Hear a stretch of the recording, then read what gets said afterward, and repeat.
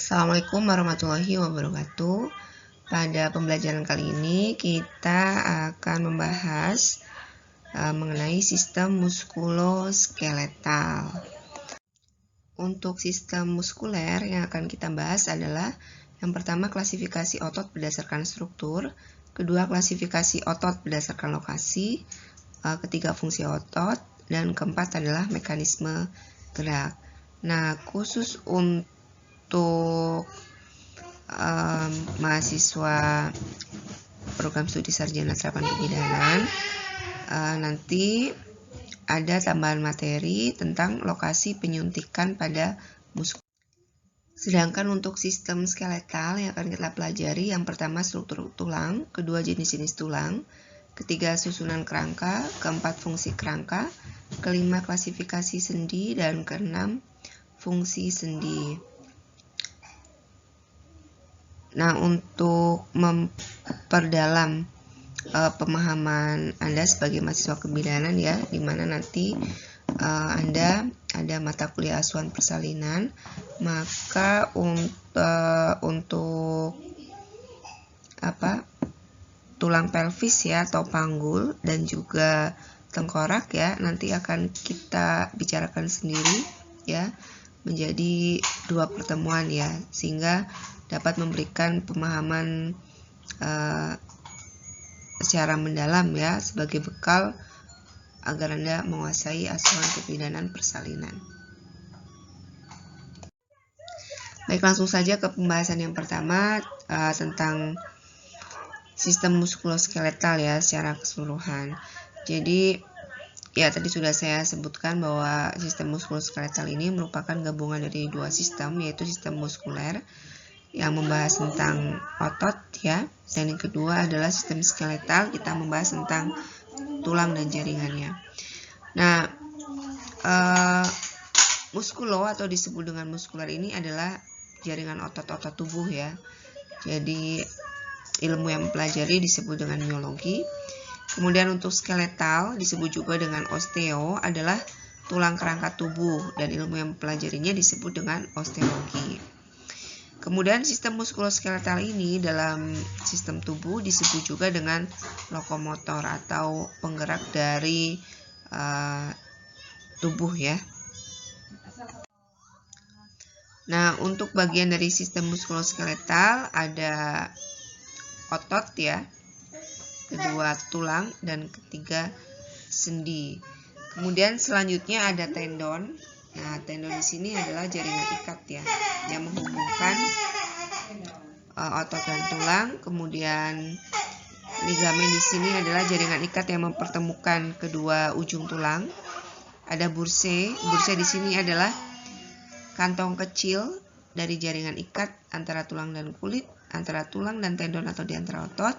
Sedangkan untuk fascia, ini bagian dari sistem muskuloskeletal ya, yang terakhir adalah jaringan penyambung yang longgar terdapat di bawah kulit atau pembungkus otot, syaraf, dan pembuluh darah ya.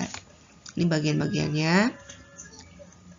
Nah, dalam membahas sistem muskuloskeletal nanti ada dua materi yang saya sendirikan. Yang pertama adalah untuk tulang panggul ya atau pelvis. Kemudian yang kedua adalah tulang tengkorak ya.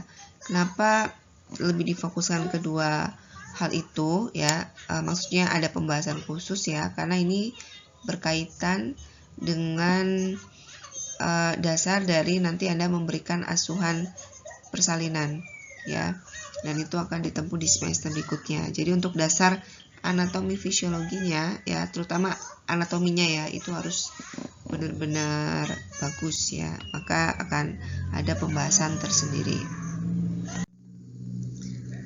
Baik, pembahasan pertama kita adalah sistem muskulus ya atau otot. Nah, jadi otot ini membentuk 43% dari berat badan. Tapi juga ini tidak dipukul rata ya, karena jenis kelamin juga mempengaruhi massa otot ya, dimana massa otot pria atau laki-laki itu lebih padat daripada massa otot perempuan ya. Nah, dari sekian persen ini ya, lebih dari sepertiganya adalah protein tubuh. Ya, kemudian setengahnya tempat terjadinya aktivitas metabolik saat tubuh istirahat. Ya, jadi otot itu sangat penting ya. Maka untuk membentuk massa otot itu sangat dianjurkan. Kemudian untuk proses vital di dalam tubuh seperti misalnya jantung ya untuk berkontraksi, kemudian terjadinya kontriksi pembuluh darah ya, kemudian fungsi paru-paru untuk bernafas, dan terjadinya peristaltik khusus di saluran pencernaan. Ini juga terjadi karena adanya aktivitas otot ya, karena kan otot itu sebenarnya tidak hanya menempel di rangka ya, juga kan ada otot-otot lain yang dia terdapat di organ interna. Nah, kemudian fungsi otot yang lain juga menyimpan cadangan makanan ya dalam bentuk glikogen tadi ya. Otot ini sebagian besar berada pada tulang ya, namun juga ada beberapa yang terdapat di organ interna ya. Kemudian otot dapat dirangsang secara kimia, listrik, dan mekanik ya untuk dapat berkontraksi sehingga menimbulkan gerakan tertentu. Dan dalam sistem muskular di sini ada otot yang dinamakan otot khusus ya. Jadi ada yang namanya otot jantung. Nanti ada jenis-jenis otot ya. Dan otot jantung di sini dia otot khusus ya. Jadi tidak masuk ke dalam otot polos, tidak masuk ke otot lurik ya. Jadi dia ada jenisnya tersendiri yaitu otot jantung. Nah, untuk selanjutnya kita akan membahas jenis otot berdasarkan struktur. Yang pertama adalah otot bergaris ya, atau otot lurik. Disebut juga dengan otot rangka atau otot sadar ya. Jadi otot lurik ini sebutan lain ada otot rangka dan otot sadar, bentuknya bergaris ya, dan akan berkontraksi jika dirangsang oleh stimulus syaraf ya. Bentuknya bergaris, dia mengikuti pola dari tulang atau rangkanya ya, rangka tubuh ya. Nah, ini contohnya otot pada ekstremitas ya, ekstremitas tangan dan kaki, anggota gerak ya. Kemudian yang kedua ada otot polos. Ini ototnya tidak bergaris ya, disebut dengan otot tidak bergaris atau otot licin atau otot tidak sadar ya, dan berkontraksi tanpa stimulus syaraf ya. Jadi tidak ada stimulus syaraf untuk otot ini bekerja gitu. Contohnya pembuluh darah, pembuluh limfe, dan lain-lain ya.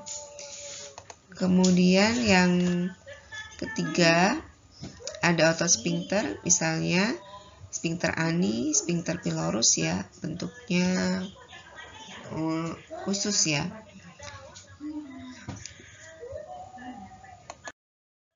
Nah, selanjutnya ada fascia. Jadi fascia adalah jaringan yang membungkus dan mengikat jaringan lunak. Nah, untuk fascia perifer ini terdapat di bawah kulit dan profunda ya, bagian atas. Kemudian fungsinya ini mengelilingi otot ya, jadi sebagai ya pelindung lah ya. Menyediakan tempat tambahan otot, memungkinkan struktur bergerak satu sama lain, dan menyediakan tempat pembuluh darah dan juga syaraf ya. Jadi pembuluh darah, syaraf itu menempel di atas fascia ya. Bisa dibayangkan ya bentuknya fascia. Selanjutnya untuk tendon ya. Jadi tendon ini adalah pengikat otot pada tulang ya, berupa serabut-serabut putih dan memiliki sedikit elastis ya. Kemudian sebuah pita jaringan ikat ini melekat pada otot dan ujung yang lain berinsersi ke dalam tulang. Jadi tendon di sini dia yang mengikatkannya kepada tulang ya. Kalau fascia itu pembungkusnya, tendon dia yang mengikatkan kepada tulang ya. Fungsinya ini memungkinkan massa otot yang besar untuk dapat mengkonsentrasikan kekuatannya pada satu tulang atau menggabungkan beberapa tendon protektif dan suportif di sekitar sendi ya. Jadi memaksimalkan gerakan dari otot ya, sehingga tubuh kita bisa bergerak. Baik, ini gambarannya ya. Jadi sistem otot dia terdiri atas otot, fascia, dan juga tendon ya. Ini gambaran dari otot ya, yang mana dia dibentuk oleh fascia. Ditutup oleh fascia ya. Nah, di mana fascia di sini adalah penutup dari pembungkus dari otot ya. Kemudian otot ini menempel pada rangka dengan adanya tendon. Ini ya tendon ya. Oke, sekarang lihat ke bagian sebelah kanan bahwa otot di sini tersusun atas vesikel ya. Dan vesikel di sini tersusun atas serat-serat otot, disebut juga dengan sel. Sel ini tersusun atas myofibrils, dan myofibrils di sini dia tersusun atas jaringan filamen ya. Nah, jadi kalau tadi jenis-jenisnya ya, sekarang ada tipe jaringannya ya. Jaringan di sini kan tidak hanya otot ya, tadi ada fascia dan ada tendon. Kalau tadi jenis ototnya tanpa bersatu dengan jaringan. Kalau ini tipe jaringan otot, berarti ada otot itu sendiri, fascia dan juga tendon. Nah, ini ada tiga tipe, yaitu otot polos ya, sama dia membentuk organ interna. Kemudian otot rangka yang menggerakkan tubuh ya, terutama ekstremitas, dan otot jantung spesifik terdapat pada jantung ya. Jaringan ya, jadi berbeda dengan otot itu sendiri.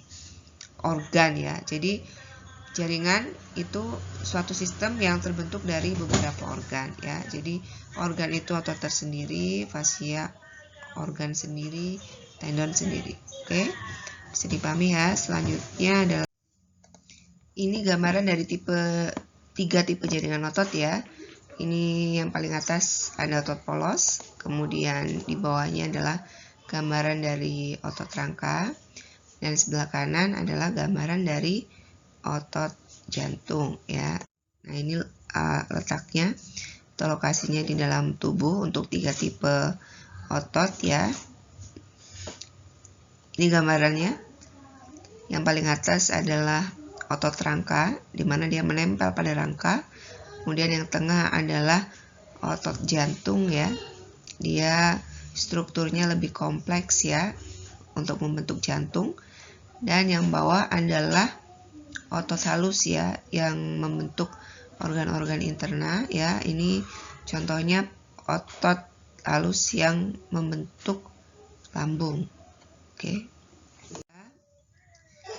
Tentang otot polos ya. Nah, untuk otot polos di sini dia memiliki satu inti yang berada di tengahnya. Kemudian dia dipersarafi oleh syaraf otonom, yaitu involuntir ya, jadi tidak sadar. Kemudian serat otot polosnya ini tidak ada serat ya, dan terdapat di organ interna, organ dalam tubuh, atau disebut dengan organ visceral. Kemudian sumber kalsium dari cairan ekstraseluler. Kemudian sumber energi terutama dari metabolisme aerobik ya.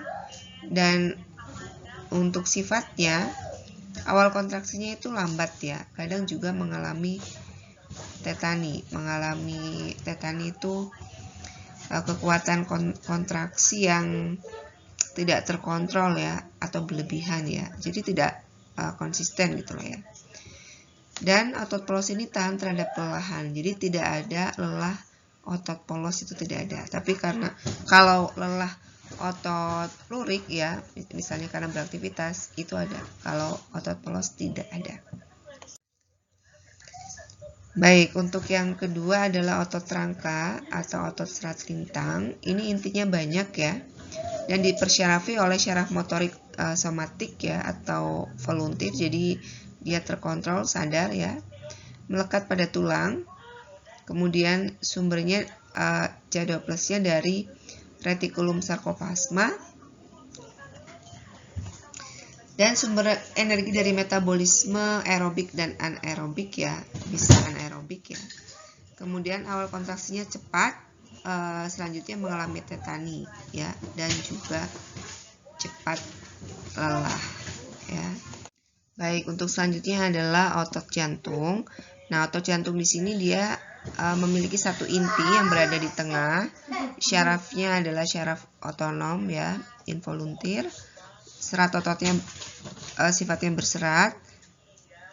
Kemudian spesifik hanya ada di jantung. Untuk sumber C12-nya dari cairan ekstraseluler dan juga retikulum sarkoplasma. Kemudian untuk sumber energinya berasal dari metabolisme aerobik.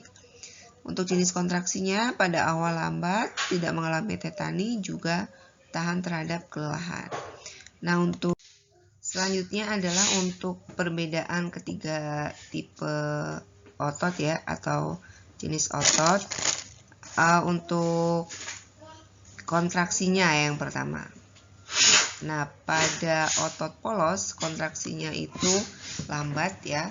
Kemudian otot skeletal atau otot rangka kontraksinya cepat ya. Pada otot jantung juga kontraksinya cepat. Kemudian ditemukan di mana? Pada otot halus ini dia ditemukan di organ viscera atau organ interna ya. Dan dapat juga ditemui di pembuluh darah ya. Kemudian untuk otot skeletal dijumpai di seluruh tubuh ya, ekstremitas juga ya, kepala dan juga leher. Sedangkan untuk otot jantung dia hanya terdapat spesifik di jantung. Nah, ini untuk mekanisme kontrolnya. Jadi otot halus dia involunter ya, jadi tanpa disadari. Otot skeletal itu volunter, disadari. Otot jantung dia involunter, juga tidak disadari ya. Untuk selanjutnya adalah komposisi otot rangka. Jadi otot rangka di sini tersusun dari 85 sel ya. Sisanya adalah ekstraseluler yaitu 15%. Untuk sel ini sendiri, sel ototnya terbentuk dari 75% air dan sisanya adalah solut yaitu 25%. Solut ini tersusun dari protein 80% dan sisanya lain-lain 20%. Nah, untuk protein ini dia terdiri dari fibrilar ya 65% dan sarkoplasmik 35%. Dari fibrilar ini dia membentuk miosin, aktin, tropomiosin, troponin dan lain-lain sebesar 15%.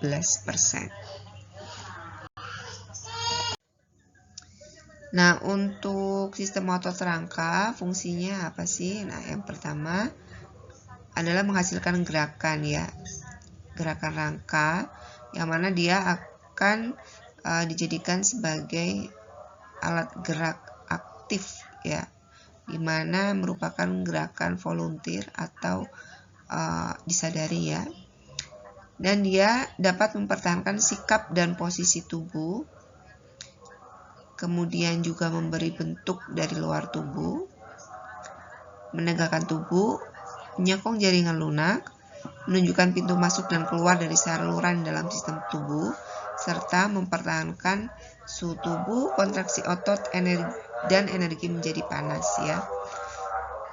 Jadi ini berkaitan dengan suhu tubuh, sebenarnya kaitannya lebih ke sistem muskulernya ya. Nah, untuk bahasan selanjutnya kita akan membahas mengenai mekanisme gerakan otot ya, di mana otot yang dapat menggerakkan rangka adalah otot yang melekat pada rangka ya.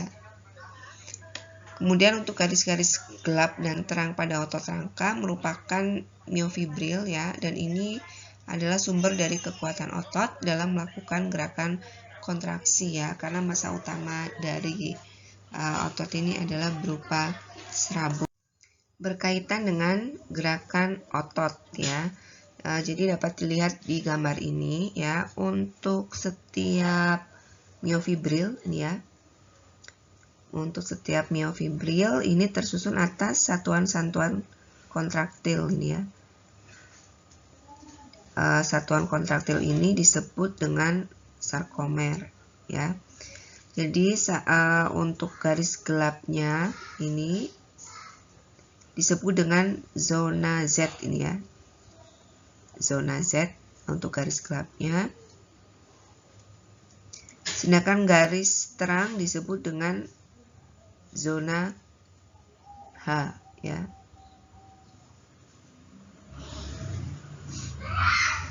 Nah, kemudian untuk zona Z di sini merupakan bagian yang tumpang tindih antar dua molekul ya. Molekul protein ya. Molekul protein dari filamen otot ya, yaitu aktin dan miosin ya, ini aktin dan miosin ya. Nah, untuk protein otot yang tersusun atas aktin dan miosin ini disebut dengan aktomiosin. Jadi protein kompleks inilah yang merupakan komponen terbesar dari bahan yang menyusun otot ya. Kemudian pada dasar serabut ya, otot berkontraksi ya. Terjadilah perubahan panjang dari zona Z dan zona H ya. Zona Z dan zona H ini ya. Apabila otot berkontraksi maksimum, ukuran otot ini dapat 20% lebih pendek dari ukuran saat relaksasi. Bisa dibayangkan ya. Contoh misalnya saat kita menggerakkan otot bicep dan tricep ya. Saat ototnya digerakkan, dia akan berkontraksi, maka dia memendek. Saat relaksasi tidak digerakkan, dia seperti semula. Gitu ya bayangannya. Nah, kemudian untuk selanjutnya adalah berkaitan dengan mekanisme kontraksi otot ya.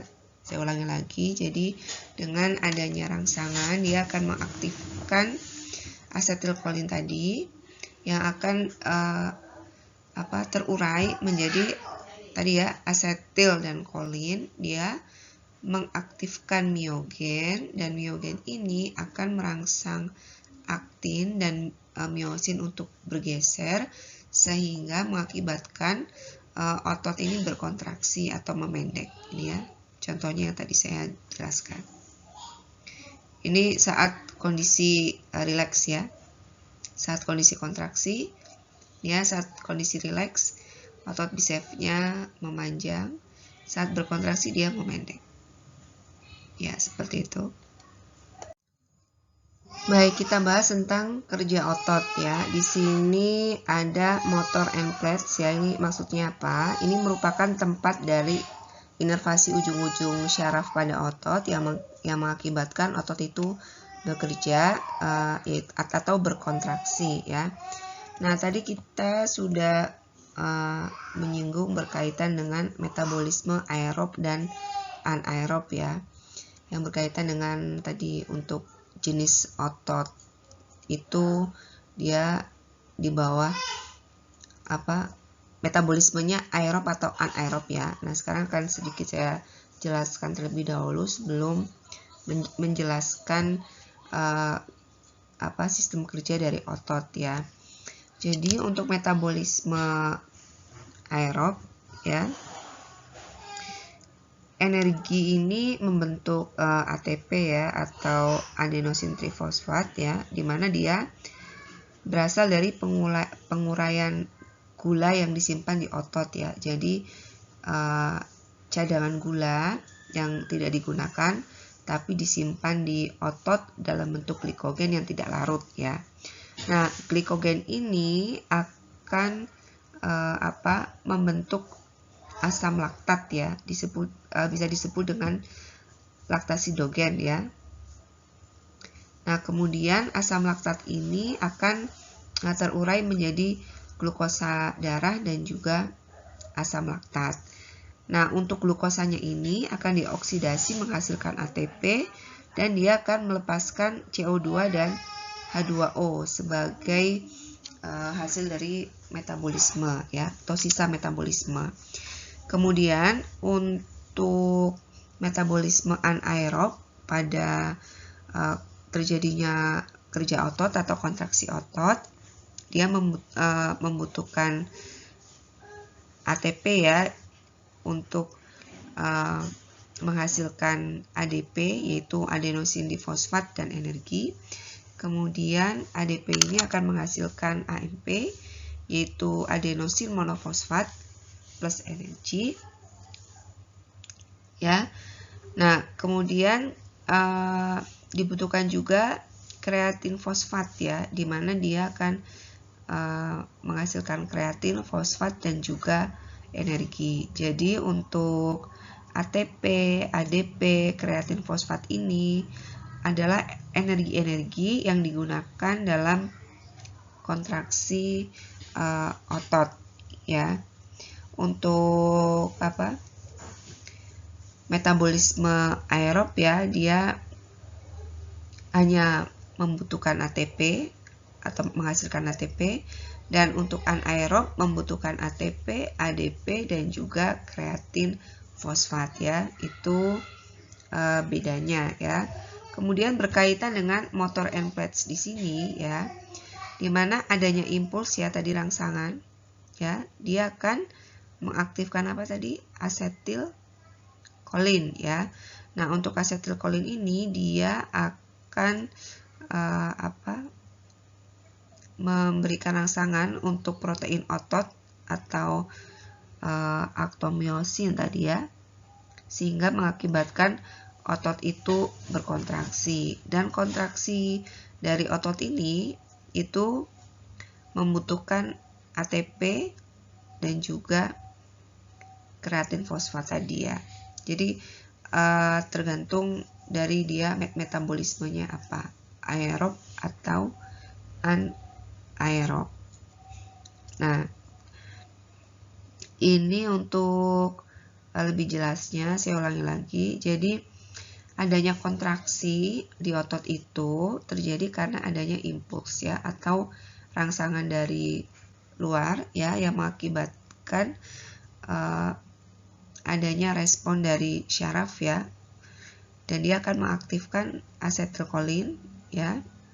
Asetilkolin ini akan mengaktifasi sel otot untuk membebaskan ini ya, ion Ca2+ ya. Ion Ca2+ ini dia akan mengakibatkan aktin dan miosin atau protein aktin dan miosin ini ya, sehingga akan membentuk aktomiosin dan mengakibatkan serabut otot memendek dan berkontraksi gitu ya. Baik, untuk bahasan selanjutnya adalah lokasi penyuntikan pada muskulus. Nah, ini sebenarnya submateri untuk mahasiswa prodi sarjana terapan saja. Tapi untuk mahasiswa prodi D3 kebidanan boleh menyimak ya. Tapi sebenarnya ini materi ini nanti ada di mata kuliah keterampilan dasar kebidanan ya. Tidak apa-apa, sebagai dasar Anda bisa mempelajari semua. Nah, jadi untuk injeksi di sini adalah pemberian obat melalui suntikan ya ke dalam tubuh. Rutenya ada 3. Yang pertama intrakutan. Jadi intrakutan itu memberikan obat ke dalam tubuh melalui jaringan kulit ya. Jadi pas di kulitnya. Kalau seputan itu di bawah kutan, di bawah kulit ya. Jadi bukan di kulit tapi di bawah jaringan kulit. Jadi di bagian lemaknya. Kemudian intramuskuler itu masuk ke dalam jaringan otot. Jadi kan lapisannya kan kulit, kemudian kutan ya, subkutan dan muskuler ya kan. Nah, dalam penampang tubuh. Nah, untuk IC itu masuk kulit, subkutan itu di bawah kulit, dan intramuskuler masuk ke dalam kulit. Jadi ini yang kita bahas adalah yang masuk ke dalam otot, bukan kulit. Saya ulangi lagi. Jadi intrakutan adalah masuk ke dalam jaringan kulit, subkutan masuk ke bawah jaringan kulit, dan intramuskuler masuk ke dalam jaringan otot. Nah, untuk jenisnya injeksi intramuskuler ada 3. Yang pertama di musculus deltoideus, kedua di musculus gluteus, di mana musculus gluteus ini bisa kita masukkan di daerah ventricle juga dorsal ya. Dan ketiga untuk lokasi di musculus vastus lateralis. Ini ya. Untuk mengetahui lokasi penyuntikan di musculus gluteus, kita harus paham anatomi dari pelvis atau panggul ya. Ini bagian tulang-tulangnya apa gitu ya. Karena nanti kita akan mengukur dengan titik di tulang-tulang ini, bagian-bagian dari tulang panggul. Gitu ya. Nanti akan ada bahasan tersendiri mengenai tulang panggul ya, dan harus Anda kuasai. Nah, yang pertama adalah untuk injeksi intramuskuler di dorsogluteus, jadi bagian dari otot dorsal ya, di bagian dalam. Posisi pasien tengkurap ya. Kemudian kita membentuk garis imajiner kuadran di pelvis bagian posterior menjadi 4 bagian kuadran ini ya. Yang kita suntikan adalah di kuadran kiri atas ya. Jadi tegak lurus sehingga akan masuk ke bagian dorsal di musculus gluteus ya. Kemudian yang kedua untuk injeksi intramuskuler di ventrogluteus, bagian ventral ya, tepi. Nah, ini caranya pasien dalam posisi miring ya. Miring, kemudian dengan membentuk garis ini ya. Mengukur sias ini ya, spina iliaca anterior posterior di pelvis dengan koksigis ya, kemudian dibagi 3. Jadi lokasinya di sini. Atau tangannya seperti ini juga bisa ya, membentuk sudut. Nanti silakan bisa Anda coba sendiri ya. Ini di daerah ventral ya. Kemudian ini perbandingan ventrogluteus dan dorsogluteus ya. Ini kalau ventrogluteus yang B. Ya, ini ya. Seperti ini cara ngukurnya. Jadi sepertiga sias dan koksigis dibagi 3, ini bagian atas. Kemudian ini untuk dorsogluteus, dia yang tengkurap ini ya. Ini cara ngukurnya, dia kuadran kiri atas. Dari spina iliaca posterior superior ya ke yang paling bawah, koksigis ini dibagi 4 ya.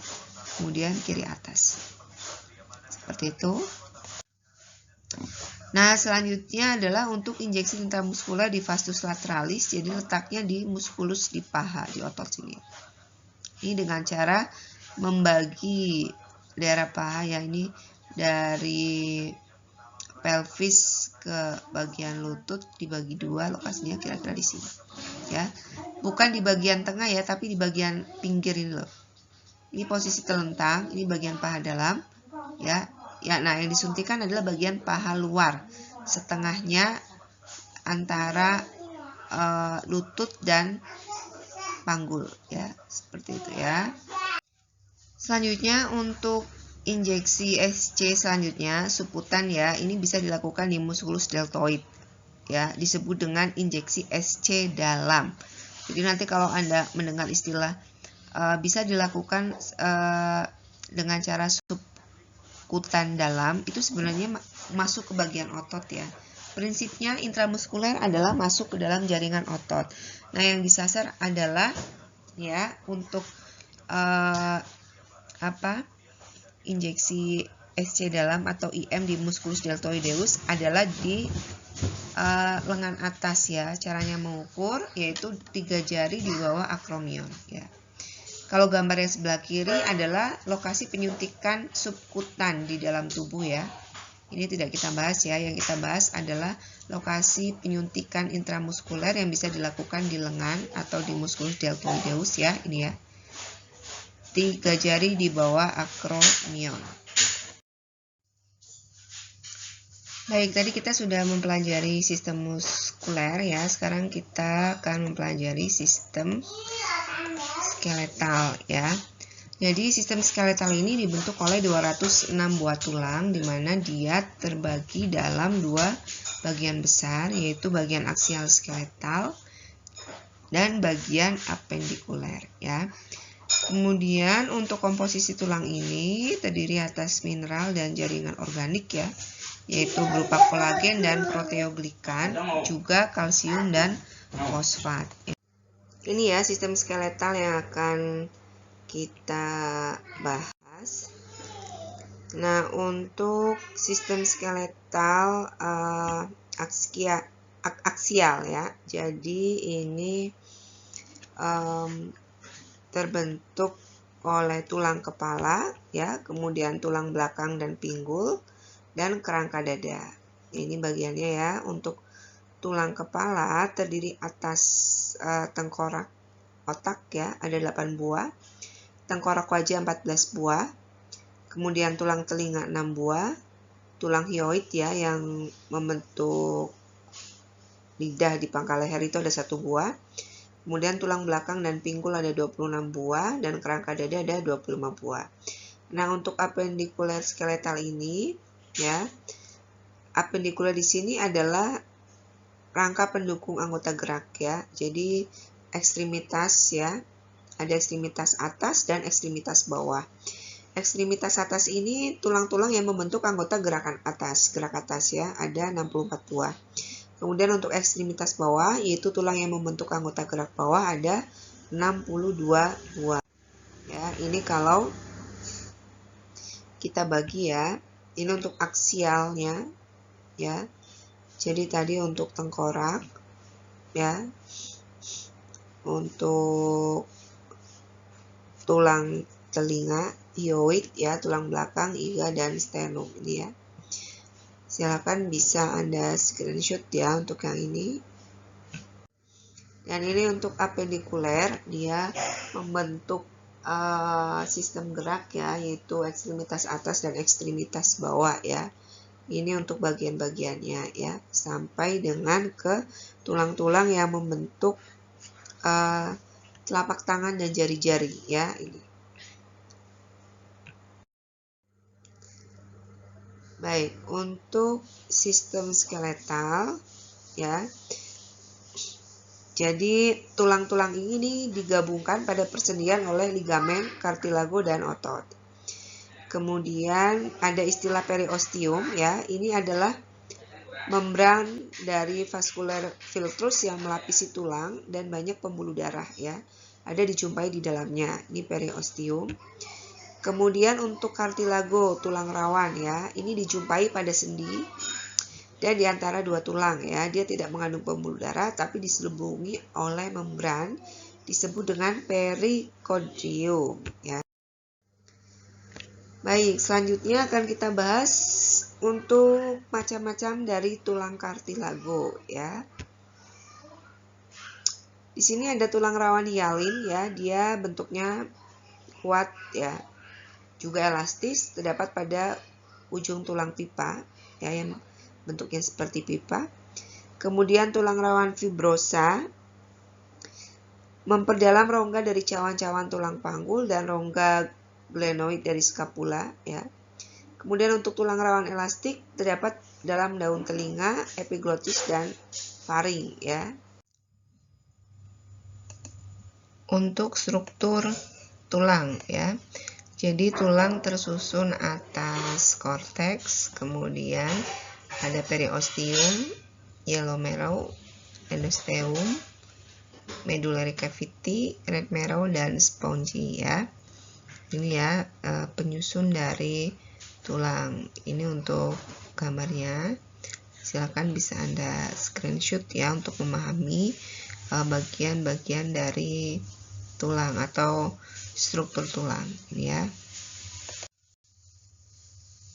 Nah, ada dua jenis jaringan tulang ya. Yang pertama ada jaringan kompak atau padat ya, dia membentuk tulang pipih dan tulang pipa ya. Kemudian ada jaringan seperti spons ya, berbentuk jala ya, ini spons berbentuk jala ya.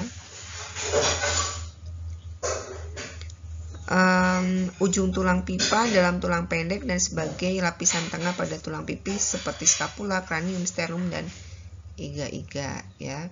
Ini contoh untuk tulang keras dan spons ini ya. Selanjutnya untuk tulang menurut bentuknya ada ossa longa atau tulang panjang.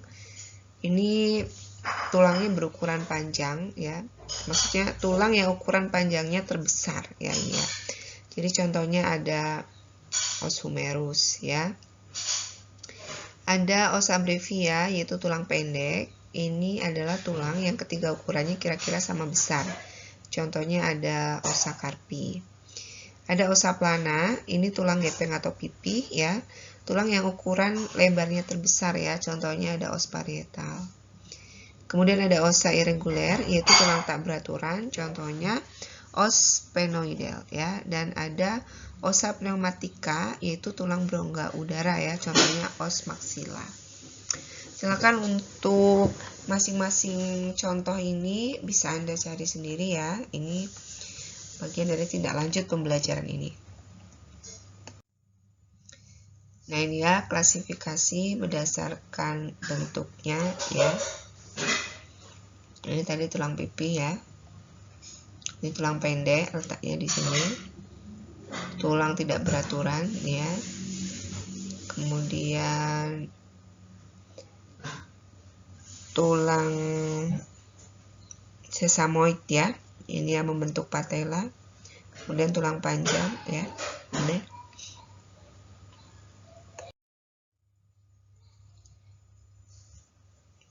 Ini penampakan longitudinal dari tulang panjang ya. Dan ini untuk struktur-strukturnya tadi yang saya sebutkan ya di slide sebelumnya.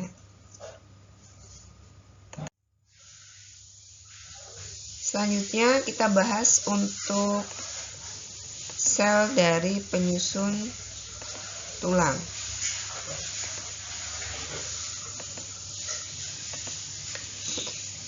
Jadi sel-sel penyusun tulang ada 3 jenis ya. Yang pertama ada osteoblast ya. Ini osteoblast.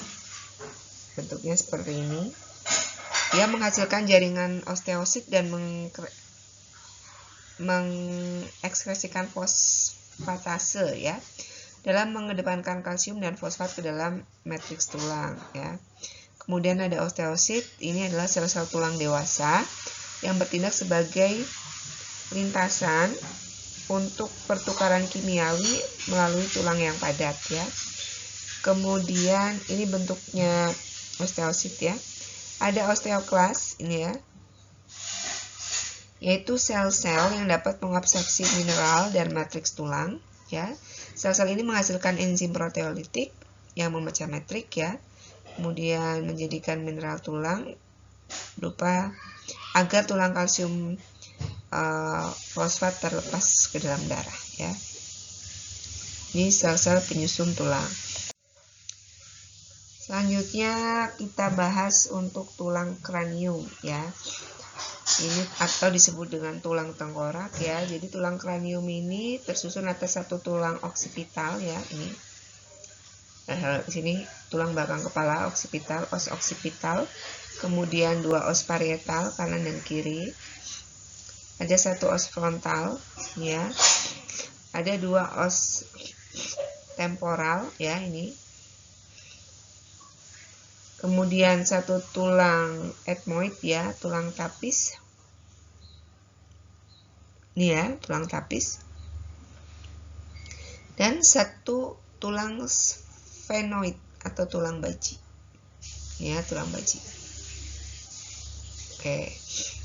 Ini untuk tulang kranium ya, atau tengkorak ya. Ini nanti akan kita pelajari lebih lanjut di materi berikutnya ya. Nanti ini sebenarnya berkaitan dengan proses kelahiran janin ya, kelahiran bayi. Selanjutnya adalah tulang wajah ya. Jadi wajah kita tersusun atas tulang rahang dan tulang hidung ya. Untuk tulang rahang ini tersusun atas 2 os maksila atas ya, 2 os maksila, 1 os mandibula tulang rahang bawah, 2 os zygomatikum tulang pipi, 2 os palatum tulang langit-langit di bagian dalam ya. Kemudian ada bagian hidung ya, bisa dilihat di sini ya. Ada 2 os nasal tulang hidung ya, di sini kanan dan kiri ini. Kemudian 1 os femur sekat rongga hidung bagian sini dalam. Kemudian ada 2 os lacrimalis ya, tulang mata. Ada 2 os concha nasal atau tulang karang hidung ya, di sini ya. Ya, ini untuk tulang wajah ya. Selanjutnya lagi ada tulang-tulang batang tubuh atau rangka dada ya. Tulang rangka dada tersusun atas sternum atau tulang dada ini ya, sternum. Ada 1 buah yang memanjang. Kemudian ada coste atau tulang iga, ada 12 pasang ini ya, dihitung. 1 2 3 4 5 6 7 8 9 10 11 12 ya. Ada 12 pasang. Dan kolumna vertebralis ada 12 ruas ya, bagian belakang. Untuk vertebra ada 12. Kemudian untuk tulang-tulang iga ini ya, ada 7 pasang iga sejati, yaitu 1 sampai 7. Ini ya, kita menghitungnya dari atas. 1 ke 7 itu iga sejati, di mana dia menempel pada sternum. Ya. Kemudian 5 pasang iga palsu, di mana dia menempel kepada iga ke-7 ya. Ini. Jadi 7 pasang iga sejati 1 sampai 7 ini karena melekat pada sternum melalui tulang rawan ya. Kemudian 5 pasang iga palsu nomor 8 sampai 12 karena iga ke-8 sampai 10 melekat pada tulang rawan iga di atasnya, dan 11 sampai 12 melayang bebas pada ujung anteriornya. Ini ya. 11 12 melayang bebas pada ujung anteriornya. Nih. Baik, ini untuk gambaran dari sistem skeletal ya. Untuk bagian vertebra ini tersusun dari cervical vertebrae, kemudian thoracal vertebrae, kemudian lumbar vertebrae, kemudian sacral vertebrae, dan coccygeal vertebrae. Nah, untuk sacral dan coccygeal ini dia berada pada organ atau tulang pelvis ya. Ya, untuk vertebrae tadi untuk cervicalis vertebrae ya ada 7 ruas. Kemudian thoracalis ada 12 pasang. Vertebra lumbalis ini ya ada 5 pasang. Kemudian sacralis ini ada 5 pasang juga. Dan coccygis ya, ini tulang ekor yang bisa bergerak, itu meskipun bentuknya kecil ternyata dia ada 4 ruas ya, dia yang memungkinkan untuk bergerak saat terjadinya proses persalinan sehingga memperlebar dari rongga panggul bagian bawah yang memungkinkan bagian janin bisa lahir dengan lancar melalui jalan lahir ibu ya gitu. Selanjutnya ada tulang ekstremitas atas ya, dia tersusun atas tulang gelang bahu. Ya, tulang gelang bahu ada scapula 2 buah dan clavicula 2 buah. Scapula, clavicula, kemudian humerus ya, ini os humerus. Kemudian ada lengan bawah, os ulna dan radialis atau radius, sorry. Kemudian bagian tangan ya, ruas-ruas tangan ada 8 pasang tulang metakarpal ini. Kemudian 5 pasang tulang metakarpal dan 14 pasang tulang phalangus ya, atau ruas tulang jari ya. Selanjutnya untuk tulang panggul atau pelvis ya, seperti yang sudah saya bicarakan bahwa untuk bahasan ini akan lebih detail kita bahas di pertemuan selanjutnya ya, tapi ini saya overview dulu untuk di bahasan sistem skeletal ya. Jadi tulang pelvis ini tersusun atas tulang sakrum ya, ini os sakrum, gabungan dari 5 vertebra sakralis tadi ya. Kemudian ada tulang koksigis, gabungan dari 3 vertebra koksigis, 3 sampai 4 ruas tulang ya. Jadi tidak hanya 3 saja atau 4 saja, ada yang 3 dan 4. Kemudian ada tulang kokse ini ya, os kokse itu cawan panggul ya, yang membentuk panggul. Dia tersusun atas os ilium atau tulang usus, os pubis ya, tulang kemaluan, dan os ischium atau tulang duduk ya.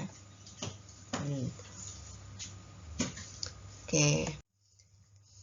Nah, ini untuk gambaran trunkus dan pelvis ya. Jadi trunkus yang membentuk bagian-bagian tubuh ya, atau dalam hal ini adalah organ-organ tulang ya. Ini ada bagian dada, kerangka dada, kemudian tulang belakang ya, dan juga pelvis ya, atau tulang panggul. Oke, selanjutnya kita ke bahasan tulang ekstremitas bawah ya. Jadi ekstremitas bawah tersusun atas tulang pangkal paha atau os kokse ini ya, nomor 4. Yang tersusun atas ilium, pubis, dan ischium ya, tulang usus, tulang kemaluan, dan tulang duduk. Kemudian ada femur nomor 3 ya, 2 buah, patella 2 buah. Kemudian tungkai bawah ya, nomor 2. Ada fibula 2 buah dan tibia 2 buah ya, ini maksudnya kanan kiri. Kemudian tulang-tulang kaki ya, di tulang-tulang kaki ini atau disebut juga dengan ossa pedis, ada tarsal 14 buah, metatarsal 10 buah, dan phalangus 28 buah. Ini kanan dan kiri ya, penjumlahan kanan dan kiri. Baik, bagian yang tidak kalah penting dari sistem skeletal adalah sendi ya. Sistem muskuloskeletal ya, adalah sendi, persendian. Yang ini memungkinkan kerangka tubuh manusia atau skeletal ini bisa bergerak ya. Nah, jadi apa sih sendi itu ya? Jadi sendi adalah suatu persambungan ya, disebut juga dengan artikulasio. Nanti kalau Anda mendengar istilah artikulasio gitu ya, itu maksudnya adalah persendian yang memungkinkan kedua bagian dari suatu organ itu dapat bergerak. Karena tanpa adanya artikulasio atau persambungan ya, yang dibentuk oleh sendi, dia tidak bisa bergerak gitu ya. Nah, ini adalah suatu pertemuan antara 2 atau lebih dari tulang rangka ya untuk artikulasio. Kemudian ilmu yang mempelajari tentang sendi adalah artrologi ya, dimana banyak sekali permasalahan yang terjadi seputar persendian. Terjadi di persendian ini banyak masalahnya gitu lah ya. Selanjutnya kita bahas untuk sendi berdasarkan strukturnya ya. Jadi ada fibrosa. Ini adalah hubungan antara sendi oleh jaringan fibrosa ini ya, sendi fibrosa. Ini jaringan fibrosa. Kemudian ada cartilago atau tulang rawan, di mana ruang antar sendinya ini berkaitan dengan tulang rawan ya. Jadi ada tulang rawannya. Dan ada sinovial atau synovial joint ya, sendi sinovial ya. Yaitu ada ruang sendi dan ligamen untuk mempertahankan persendian ini ya. Contohnya untuk di lutut, siku ini ya. Ini sendi berdasarkan strukturnya. Ada juga sendi berdasarkan jenis persambungannya. Yang pertama ada synarthrosis ya. Apa itu synarthrosis? Synarthrosis adalah sendi yang terdapat kesinambungan karena di antara keduanya ujung tulang yang bersendi ini terdapat suatu jaringan ya. Contohnya pada tulang tengkorak ini ya. Jadi disebut juga dengan immovable joint ya. Jadi sendi yang tidak bisa bergerak ya. Nah, untuk immovable joint yang terdapat pada tengkorak ini pada bayi itu belum menyatu ya Mbak ya, ini ya. Ini disebut dengan fixed joint ya. Jadi sudah menyatu. Pada persalinan ini memungkinkan untuk sendi-sendi ini saling bergerak ya. Saling bergerak dan untuk menyempitkan ruangnya sehingga memudahkan untuk proses persalinan. Nah, setelah proses persalinan selesai, bayinya udah lahir, dia kembali lagi ke bentuk semula ya. Kemudian karena otak bayi itu masih tumbuh ya sampai usia 3-5 tahun ya, sehingga ini belum menyatu. Nah, untuk persambungan ini bisa menyatu kira-kira mulai usia 18 bulan sampai 3 tahun ya, sudah mulai menjadi immovable joint gitu ya. Selanjutnya ada ampiartrosis ya, di mana sendi yang dapat sedikit bergerak ya, contohnya tulang persendian vertebrae ini ya. Jadi sedikit bergerak ini ya, bagian belakang ya. Kemudian ada diartrosis di mana sendi ini terdapat ketidaksinambungan karena antara tulang yang bersendi ini terdapat rongga ya, atau cavum artikuler ya. Contohnya sendi panggul, lutut, bahu, dan siku ya. Tidak bersinggungan gitu ya. Untuk selanjutnya adalah fungsi tulang secara umum ya. Jadi secara umum sistem skeletal di sini dia membentuk formasi kerangka. Jadi dapat menentukan bentuk dan ukuran dari tubuh ya. Kemudian formasi sendi yaitu untuk penggerak tubuh. Kemudian sebagai perlengketan otot ya, sebagai pengungkit, menyokong berat badan tubuh.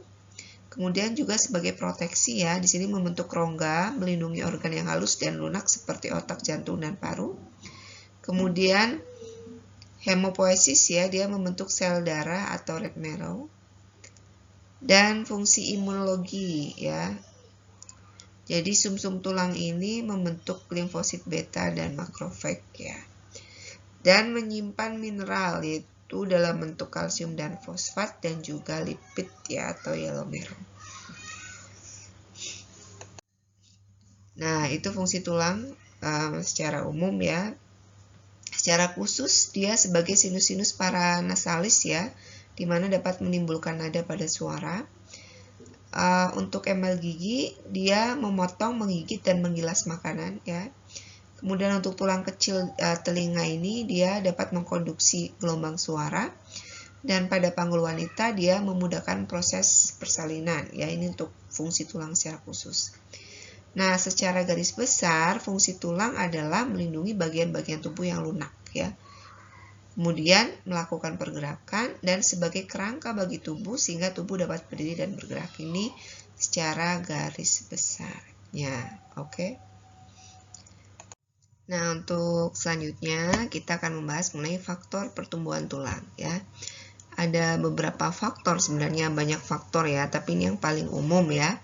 Yang pertama ada herediter, kemudian ada nutrisi atau gizi, ada faktor endokrin, ada aktivitas fisik, ada kondisi medis, dan ada penyakit dan obat tertentu. Nah, untuk herediter adalah maksudnya sifat yang diwariskan ya. Untuk sifat yang diwariskan ini bisa meliputi jenis kelamin ya, kemudian ras ya atau suku dan juga genetik ya. Ini dapat menentukan kepadatan tulang ya. Jadi tingginya seseorang ini sangat ditentukan oleh herediter ya. Yang berkaitan dengan herediter pertama tadi ada jenis kelamin ya. Jadi untuk jenis kelamin pada umumnya untuk pria itu kepadatan tulangnya lebih tinggi ya daripada wanita. Namun untuk pria itu sebelum pubertas itu biasanya tidak begitu signifikan ya untuk pertumbuhannya. Nah, nanti baru setelah pubertas dia sangat signifikan untuk pertumbuhan tulangnya. Ini berbanding dengan wanita atau perempuan, dimana kalau perempuan itu setelah masa pubertas ya itu akan tertekan oleh hormon, intinya hormon pertumbuhan pada perempuan akan tertekan jumlahnya dibanding hormon reproduksinya, sehingga kalau pada perempuan dia akan lebih cepat tumbuh sebelum pubertas. Setelah pubertas akan cenderung melambat, bahkan mungkin ada beberapa yang tidak tumbuh lagi, sulit untuk tumbuh lagi gitu ya. Ini bedanya laki-laki dan perempuan. Kemudian untuk faktor herediter kedua ada ras ya, dimana ini masih belum bisa dipahami ya kenapa kok ras atau suku itu mempengaruhi ya. Tapi memang umumnya untuk orang-orang Eropa itu untuk masa tulangnya lebih tinggi ya daripada orang-orang Asia ya. Kemudian untuk faktor herediter selanjutnya ada genetik ya. Nah ini, jadi meskipun gizinya bagus, kemudian faktor yang lain juga bagus ya, tapi kalau herediternya atau ya genetiknya, keturunannya itu tidak ada yang tinggi, misalnya tinggi semampai gitu ya, ya sudah segitu saja gitu, karena ini suatu hal yang diwariskan gitu ya. Nah, untuk faktor pertumbuhan tulang kedua adalah nutrisi atau gizi ya, status gizi ya. Jadi yang paling utama untuk membentuk pertumbuhan tulang kan kalsium ya. Ini nutrisi yang paling penting untuk kesehatan tulang. Namun juga ada faktor nutrisi yang lain ya, yaitu diet yang seimbang. Maksudnya diet yang seimbang adalah asupan yang seimbang ya untuk zat gizi makro dan mikro ya. Nah, pada anak yang mengalami pertumbuhan terhambat ya, atau gagal tumbuh, atau bahkan mengalami masalah atau gangguan gizi yang lain ya, itu dapat berpotensi untuk mengakibatkan anak tersebut potensi pendek gitu ya, atau sering kita sebut istilah stunting, anaknya pendek sesuai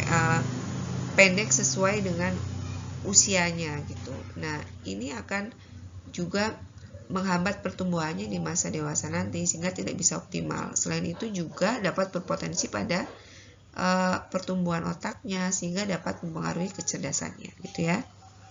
Nih. Kemudian ada faktor endokrin ya. Faktor endokrin di sini adalah berkaitan dengan faktor hormonal ya. Jadi untuk hormon reproduksi misalnya pada perempuan kan estrogen ya. Pada testosteron pada laki-laki itu testosteron. Nah, ini sangat penting ya dalam pertumbuhan dari masa tulang itu ya. Jadi tadi sudah saya singgung sedikit bahwa kalau pada perempuan itu dia akan cenderung pertumbuhannya itu untuk pertumbuhan tulang ya berhenti setelah dia mencapai masa pubertas ya.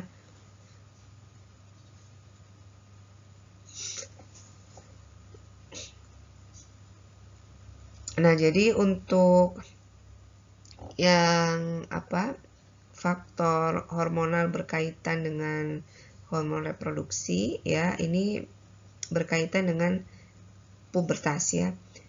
Kemudian untuk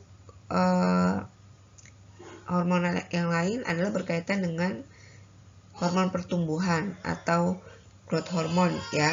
Nah, di mana di sini ada beberapa kelainan hormon pertumbuhan yang dapat mengakibatkan seseorang itu mengalami tubuh yang pendek. Misalnya ada kretinismus gitu ya. Nah, ini berkaitan dengan hormon pertumbuhannya gitu ya. Kemudian ada aktivitas fisik. Nah, ini aktivitas fisik di sini aktivitas berupa olahraga ya. Ini secara tidak langsung akan berkontribusi pada pertumbuhan atau kepadatan tulangnya ya. Bisa itu lari, senam, apalagi basket, aerobik dan lain sebagainya ya. Nah, ini berkaitan dengan stimulus ya pada organ tulang ya. Selanjutnya adalah kondisi medis ya. Kondisi medis di sini adalah berkaitan dengan penyakit ya. Ini maksudnya penyakit dan obat tertentu ini sebenarnya untuk penyakit masuk ke kondisi medis ya. Nah, ada beberapa penyakit tertentu yang dapat mempengaruhi pertumbuhan tulang. Misalnya adalah pada penyakit kanker ya, kemudian penyakit hati dan gangguan metabolisme yang lain. Nah, ini dapat mencegah pertumbuhan massa tulang ya. Juga pada kondisi-kondisi di mana kekurangan hormon atau kelebihan hormon ya, terjadinya hipertiroidisme juga dapat mempengaruhi pertumbuhan tulang seseorang ya.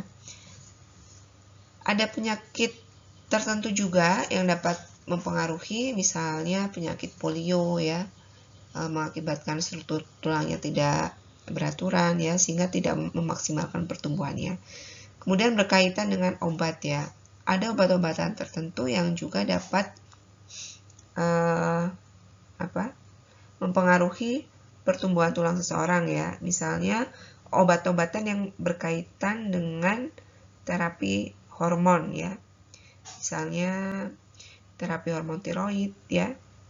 Kemudian ada terapi obat anti kanker ya. Ini semuanya dapat berefek atau mempengaruhi perkembangan atau pertumbuhan dari massa tulang seseorang ya, terutama anak-anak nih. Yang kita bicarakan adalah anak-anak ya, karena kan kalau sudah dewasa pertumbuhan tulangnya sudah tidak terjadi lagi ya. Nah, jadi harapannya setelah kita mengetahui faktor pertumbuhan tulang ya, kita dapat ya, terutama sebagai orang tua ya, dapat mengatur pola hidup sehat ya, dengan mengkonsumsi gizi seimbang, juga gaya hidup sehat ya, dan ini harus diupayakan sedari dini ya. Ini tentunya sangat penting untuk meningkatkan optimalisasi pertumbuhan anak ya, terutama dalam bahasan ini adalah pertumbuhan tulang ya, agar tulangnya sehat, juga tidak gampang keropos ya. Nah, kalau keropos kan berpotensi untuk mengalami cedera, bisa patah tulang, bisa juga mengurangi kualitas hidup ya. Jadi ini yang perlu kita perhatikan ya. Baik, saya rasa itu saja yang bisa kita pelajari pada kesempatan ini ya. Jadi silakan Anda membuat ringkasan sendiri untuk bahasan ini untuk dipelajari ya. Terima kasih atas perhatian Anda semua. Mohon maaf apabila terdapat hal-hal yang kurang berkenan. Assalamualaikum warahmatullahi wabarakatuh.